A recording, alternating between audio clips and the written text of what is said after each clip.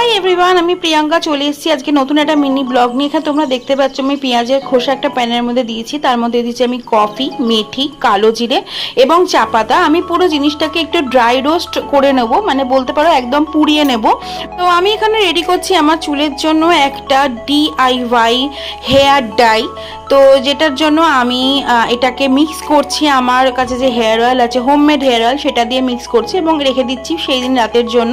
পরদিন সকালে উঠে আমি হেয়ার রিন্স প্রিপেয়ার করছি। হেয়ার রিন্সে আজকে আমার আছে কারি পাতা, মেথি এবং লটস অফ জবা ফুল এবং তার সাথে আছে রোজমেরি। বন্ধুরা, আমি এই হেয়ার ডাইটা আজ কয়েক বছর ধরে ইউজ করছি। এটা ভীষণ পিগমেন্টেড, কিন্তু এটার একটাই প্রবলেম হচ্ছে যেহেতু এটা অয়েল দিয়ে মিক্স করা হয় তো ভীষণ ভালোভাবে শ্যাম্পু করতে হয়, অন্ততপক্ষে 3-4 বার শ্যাম্পু তো করতেই হয়। তোমরা চাইলে এটাকে as a root touch up হিসেবে ইউজ করতে পারো।